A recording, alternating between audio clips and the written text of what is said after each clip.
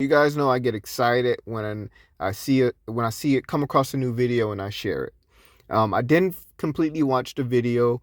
It's the video that I posted under my community tab just maybe 30 minutes ago. Today is January 11th. So I didn't watch the full video, but I seen some things and I stopped at a portion that it I just basically have a story to share and to tie into this because it made me actually realize something.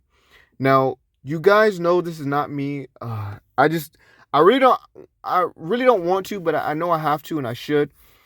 Um, Now there's some disclaimers. I know I'm gonna say some things that may sound assholish, but you guys should know that that's not me because if you go back through my videos, you don't hear me bragging or showing money. I've even been called out and called broke and called a kid that lives in his mom's basement, poor, all kinds of things like that. But you never see me stoop to their level, or even have to validate myself to idiots like that and show money. It's just not what I do. They see that I play a lot of these free rolls and small tournaments, and just because I play these small tournaments and things and trying to show this information to you, it's just they automatically think I'm broke, and it's not. It's far from the case, but I just don't care.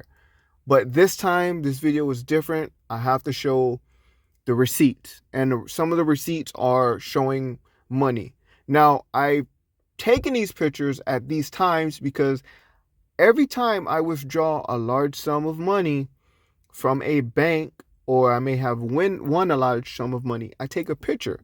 I don't take a picture to go post online because, again, you can go back to my Instagram. You can go back to here. That's not me. I'm not going to sit here and post pictures of my money and all kinds of stuff like that. It's just not me. I'm not a flodger or a flashy guy, a flashy person. Um, Now, so yeah, so I just want to let you guys know that, hear that. Um, so back in 2 years ago, back in 2020, I made this video. It says no casino. I was actually in the hotel room, um, the second room when I was there, and I made that video. So I guess I want to start around this date of July 1st, 2020. Now, around July 1st, 2020, I came back to Florida. I came back to Florida. I went to the bank and I tried to withdraw money. I tried to withdraw a large sum, but for some reason, they were having a coin shortage and a money shortage. And they would only allow me, well, it was actually only a coin shortage. The money shortage, I never heard of that. I'm just assuming that part. So I just threw that in. I'm just assuming. So let me not assume and say that. But they was having a coin shortage. That's all I know. But for some reason, the bank wouldn't allow me to withdraw the amount of money I wanted to. It's actually the first time that I opened my eyes and realized you really can't trust these banks. And I understand where a lot of these people are coming from. Even this happened back in history where things happen, people try taking their money out of the banks, and the banks wouldn't allow it to happen. Now, I have multiple banks, but in this particular bank, like I said, if you go back years and years ago, when I got serious into online poker, I did set up me a whole different bank that carried my bankroll for poker and for, blackjack. And I still use that particular bank today. It's actually a credit union. So I tried to withdraw. I guess I'll say it. I was gonna withdraw 100,000, but I couldn't withdraw 100,000. Now, a lot of times, I know I have to call ahead of time. I call my banker. I say, "Hey, banker, I'm coming in. I want to withdraw this amount of money, whatever the case may be," and they'll have it for me. Sometimes I have to give a 2 day notice, but it's usually just 24-hour notice. Sometimes depending on, I guess, the season of the year also, I can actually just call, within 1 or 2 hours, and they'll have that money available for me to pick up. So this time, it was sort of an unexpected trip, so I didn't really call a day ahead, but I went to the bank. I called an hour ahead. Um, I showed up, but I could only get 4,000. So I took that $4,000 and I went on to the Hard Rock. That was my destination. So I went to the Hard Rock. Um, I withdrew that 4,000, and for the first trip, I was there from like maybe July 1st all the way to like the 11th or something like that. Um, but I ran it. I had an okay session. I wasn't playing that big because I didn't have that comfortable bankroll. Well, I do, but I didn't have the cash on me. So I ran it up within a few days from the 4,000 to about $10,000, which you see here in chips. So I leave to go from on vacation to vacation. It's weird. I was a vacation on a vacation. Um, I wind up getting in touch with one of my friends. She was actually like a sister. Well, is like a sister. I haven't, but for some reason at that time I didn't speak to her in like a year. I think I got mad with her for something she did.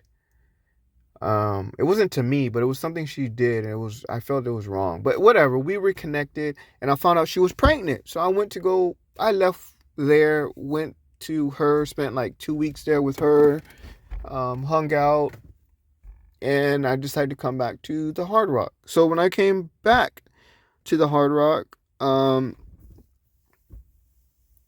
I came back with cash and chips. So I came back with, I believe, 5,000, and I had a few $1,000 chips with me. So, or it was actually two $5,000 chips. So 10,000 in chips and another 5,000 in cash, so about 15,000. So I was a little bit more comfortable in playing bigger.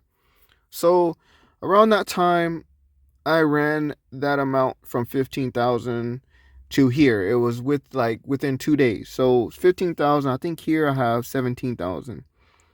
Well, I can't say 15,000. Let me not say that, because what I started with the table, I started with 5,000. So it was 5,000 to whatever amount this is, because I still had 10,000 in cash. So let's see, 1, 2, 3, 4, 5, 6, 7, 8, 9, 10, 11, 12, 13, 14, 15, 16, 17,000.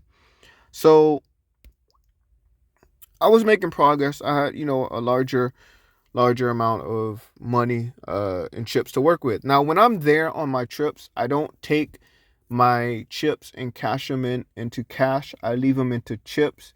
And then when I leave the property, I then take those chips and cash them in for cash. But a lot of times I sort of leave anywhere from 2,000 to 5,000 in chip form with me. So I'm doing good. I wind up staying at this hotel or the property for a whole month.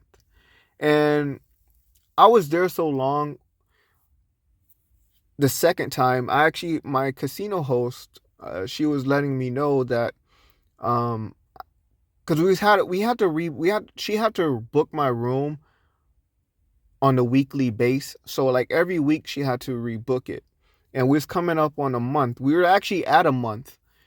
So I actually stayed there a little over a month, but she explained to me that I didn't know this existed, but there was some type of law or rule where, you can't really spend more than a month there at like a gambling casino like that.